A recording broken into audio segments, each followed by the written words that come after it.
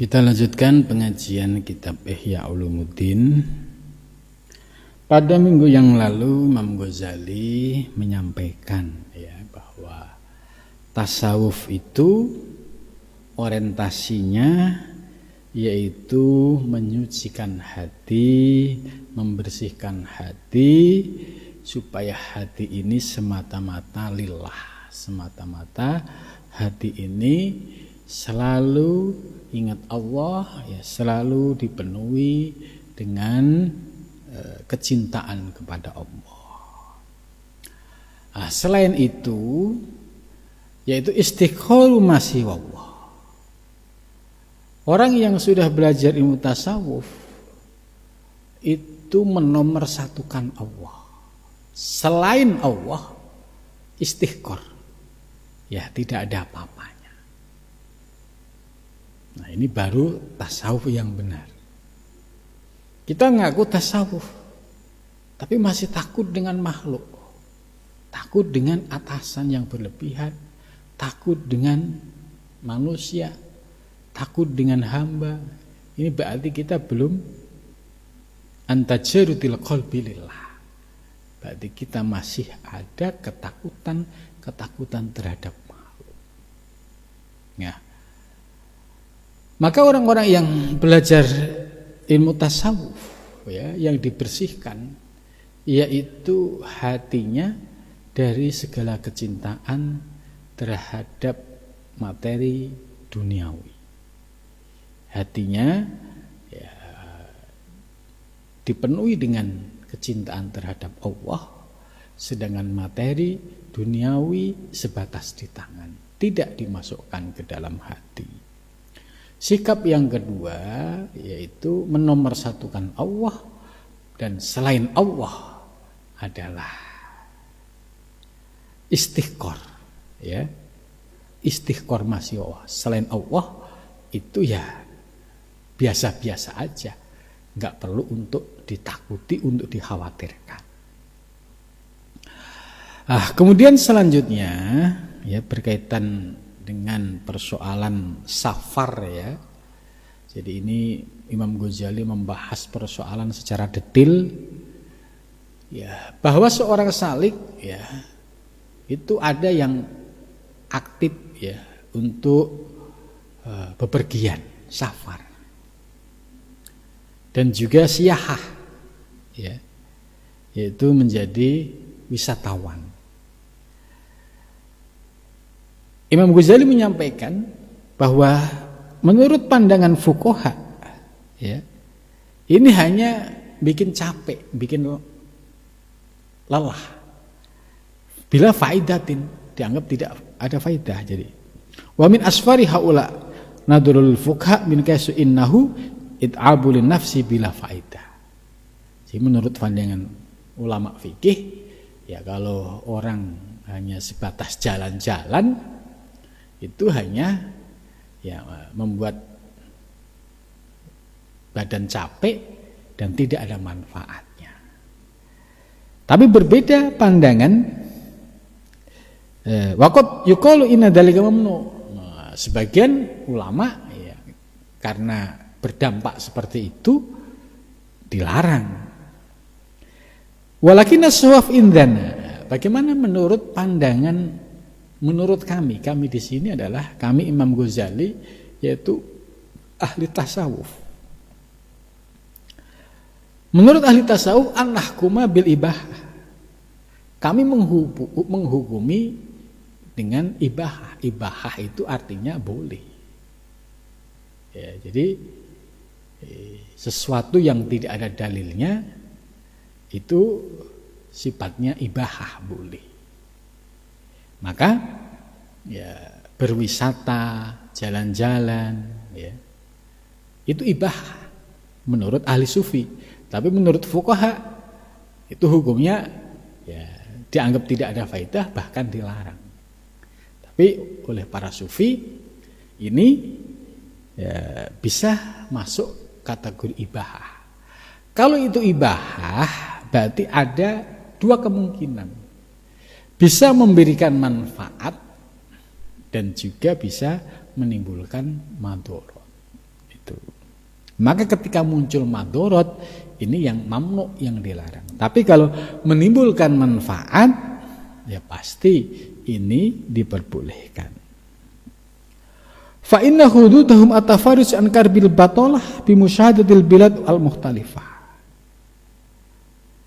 Ya, karena hal ini ya bisa memiliki manfaat untuk melihat bimusyahadatil bilad, melihat ya negara-negara atau tempat-tempat al-mukhtalifah yang berbeda-beda. Jadi bisa mendapatkan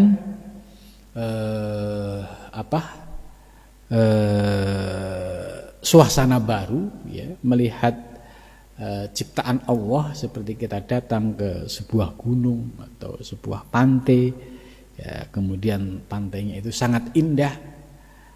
Tentu bagi orang yang memiliki dasar ilmu tasawuf, dia akan mudah ingat kepada Allah. Ya subhanallah, ingat kepada Allah karena Allah yang menciptakan alam semesta seisinya.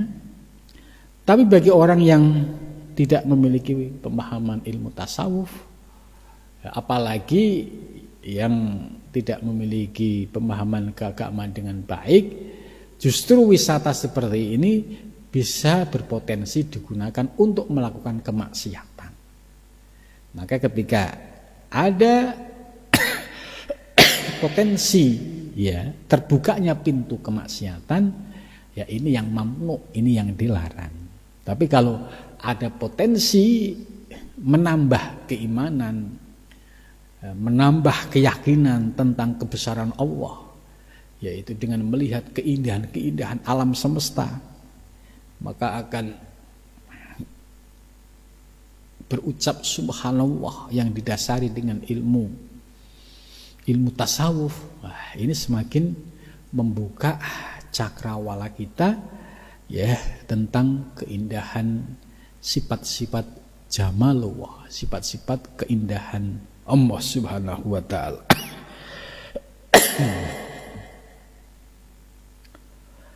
Ya, maka bagi orang-orang yang tadi yang memiliki sifat yang buruk, artinya menjadikan wisata, menjadikan jalan-jalan itu hanya sekedar untuk memuaskan hawa nafsu atau di situ ada potensi melakukan kemaksiatan, ini berarti khosisah, yaitu jiwanya itu jiwa yang kotor, yang jorok. Maka yang demikian itu ya akan menimbulkan ya masalah ya, sebab tidak ada manfaatnya bila faidah. Ya buat apa kalau kita jalan-jalan ke sebuah tempat wisata yang indah misalkan, justru di situ menjadi sumber kemaksiatan, ini berarti ada madharat. Nah, oleh Imam Ghazali ini disebut al-muta'addi. Sebaliknya kalau orang yang punya ilmu, dia melihat keindahan pantai, keindahan gunung, keindahan danau, keindahan ya tempat-tempat yang alami, ya, dia akan menikmati. Ya, ini disebut al-mutaladdid. Jadi ada al-mutaaddi, ada al-mutaladdid.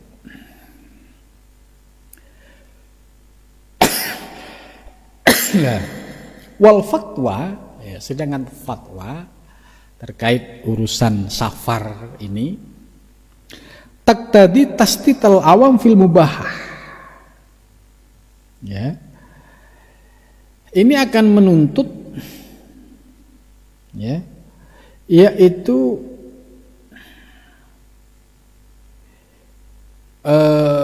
bagi orang awam, bagi orang umum ya, fil mubahati masuk dalam kategori mubah, boleh gitu ya. Jalan-jalan itu boleh.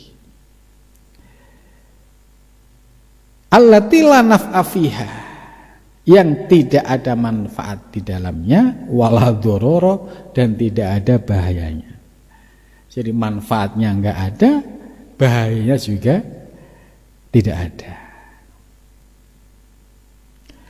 Fasabihuna fi ghairi muhimmin fiddin, bahwa orang-orang yang berjalan keluar dari kampungnya ya tidak pada aspek urusan agama dan dunia, bahkan hanya sekedar untuk keluar dari situasi yang sulit, ya, kal bahim al mudarrati fi sohawa. Ini diibaratkan yaitu seperti binatang di tengah gurun Sahara. Ya, dia dalam kondisi al-mutaradid, bingung ini mau kemana. Jadi tidak mendapatkan manfaat dan juga tidak mendapatkan madharat. Itu. Ya, kal bahaim al-mutaraddidah fis sohawa. Fala ba'sa bisihatihim. Dan tidak bahaya, ya, jalan-jalan mereka selama dia bisa tidak menimbulkan masalah keburukan bagi yang lain. Itu. Jadi tidak apa-apa. Tapi bagaimana kalau mafhum mukhalafahnya justru dia itu menimbulkan masalah itu? Nah, ini yang nggak boleh. Itu. Wa inna ma isyanuhum fit talbis was su'al ala ismi tasawuf. Nah, ini mulai mengerucut ke ilmu tasawuf. Yang menjadi masalah yaitu ketika mereka melakukan kemaksiatan, ya, di dalam mencampur aduk, yaitu dengan meminta-minta misalkan atas dasar ilmu tasawuf. Nah, ini sejalan dengan penjelasan Imam Ghazali di kitab Ihya. Jadi kalau seorang salik yang dia tidak bisa mandiri dan memiliki potensi tadi menimbulkan masalah, ya ini tidak dibenarkan. Bahkan kalau dia menggunakan nama tasawuf, loh kamu kenapa kok di rumah saja gitu? Saya kan pengamal ilmu tasawuf, kan nggak boleh kerja, nanti zikir saya terganggu.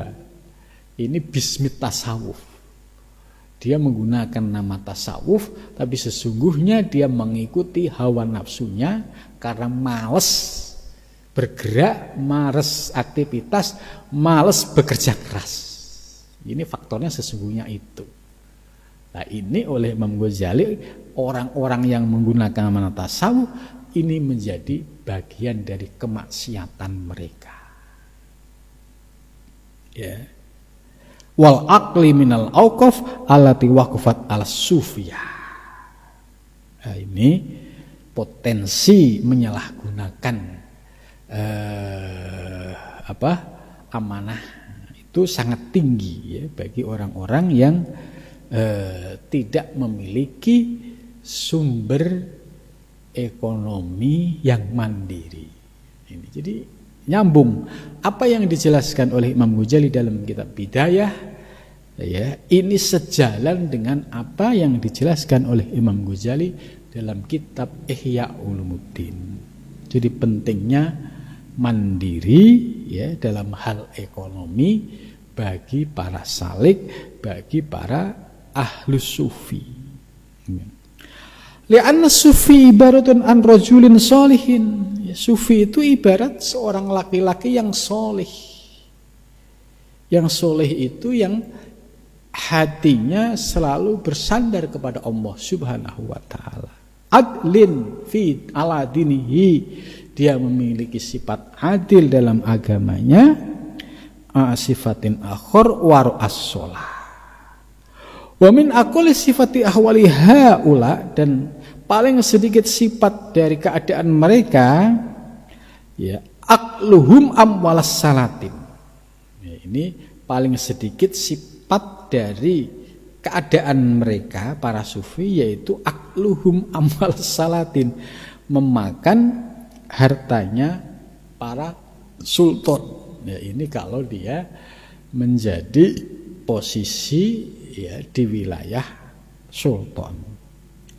Ya, tapi ini Imam Ghazali juga menjelaskan, ya, peran seorang ulama sufi, ya, dalam sejarah itu sering diangkat menjadi mufti para sultan.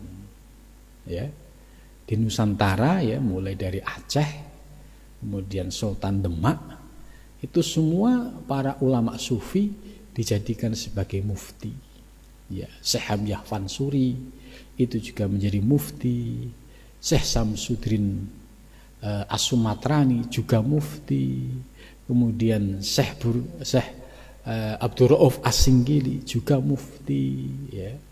Termasuk kalau di Kesultanan Demak dulu itu ya para ulama wali songo itu juga menjadi dewan mufti. Artinya para sufi ini memiliki peranan penting untuk mengingatkan para sultan. Nah, ini posisi ideal para sufi ketika berdampingan dengan sultan, yaitu memberikan nasihat yang hak, yang benar. Yang tidak boleh adalah mengikuti selera sultan yang bertentangan, ya, baik dengan hukum syar'i maupun merugikan rakyat. Nah, disinilah peran mufti itu sangat penting, bisa memberikan masukan-masukan yang positif terhadap sultan. Wa aklul haram minal kabair, dan memakan barang yang haram itu termasuk dari dosa besar. Falatab maul adalah. Jadi kalau orang yang sudah doyan makan barang haram, ya, jadi sudah tidak punya sikap hati-hati, ya, lihat uang satu koper misalkan, ini dari mana, dari siapa, oh yang penting ya bawa aja gitu. Ini ya, ada potensi ini barang haram, ya. Ini kalau kita nggak punya sikap hati-hati, ini bahaya. Ini termasuk dosa besar. Itu maka saya sangat terpesona, ya, ketika ada seorang kiai diundang oleh pemerintah. Kemudian ketika diberikan amplop, sang kiai ini tanya, "Pak, ini dari uang pribadi Bapak atau uang negara atau uang APBN?" Ya dijawab, karena ini kegiatan negara, ya dibiayai oleh negara. Amplopnya diberikan, diserahkan, kalau dari negara kami tidak mau.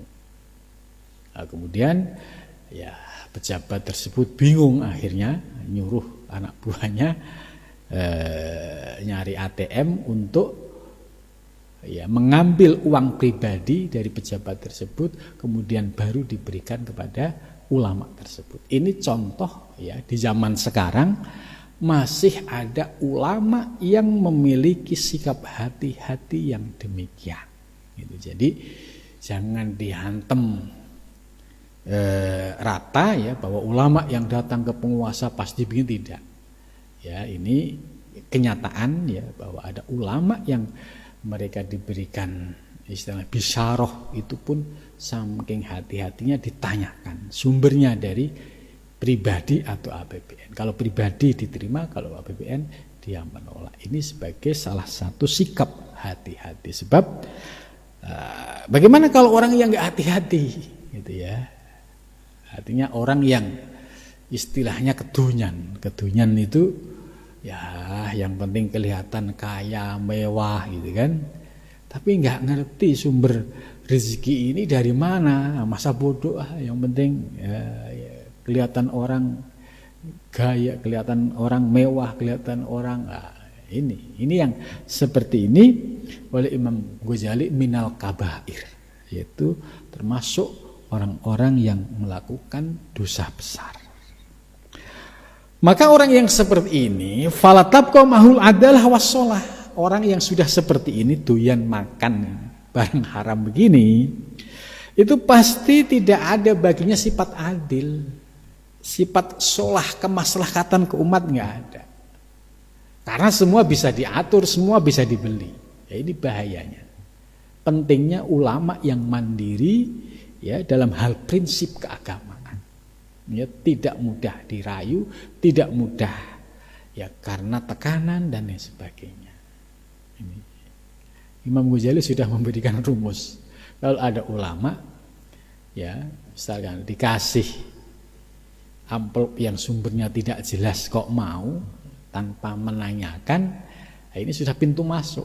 Ya, berikutnya, ya tergantung nego. Nah ini apa yang disampaikan Imam Ghazali benar.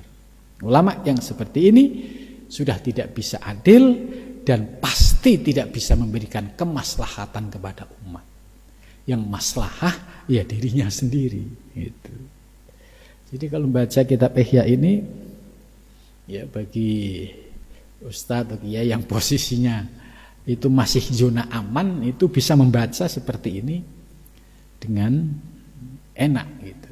Nah, paling berat itu kalau posisinya sudah berdekatan, dan di situ ya sangat berat sekali. Ya, tapi kembali kepada orangnya. Kalau orangnya memiliki prinsip yang kuat dan kokoh, ya tidak akan silau dengan duniawi. Ya. Walau tasawwara sufiyun fasikun litasarwi sufi kafirin wa fakihin yahudin. Wa kama anal faqih ibaratun an muslimin mahsusin fasufi ibaratun an adlin mahsusin la yaktasiru fi dinihi al qadari alladhi yahsulu bil adalah. Jadi maksudnya seorang sufi itu ya sebagai simbol orang yang adil, yang khusus, ya, yang tidak pernah akan menyalahgunakan agamanya, yang dia akan memberikan pendapat yang lurus, yang adil, ya, dan tidak mengikuti hawa nafsunya. Ini ciri-ciri sufi, ya, dia berani berkata, ya, benar sekalipun itu pahit mungkin bagi orang lain. Nah, disinilah pentingnya ya kita sering ngaji kitab seperti ini ya, supaya dengan penjelasan-penjelasan ini kita bisa menjadi hati-hati. Kalau orang sukanya begini, ini sudah kebaca, ini Imam Ghazali ini menyampaikan peta. Kalau orang dekat penguasa kemudian begini, nantinya begini gitu. Tapi kalau dia dekat penguasa, sikapnya begini, pasti nanti begini. Gitu. Nah ini semua sangat bermanfaat buat kita sebagai ilmu, dan mudah-mudahan diberikan kekuatan oleh Allah dapat mengamalkan dalam kehidupan sehari-hari. Assalamualaikum warahmatullahi wabarakatuh.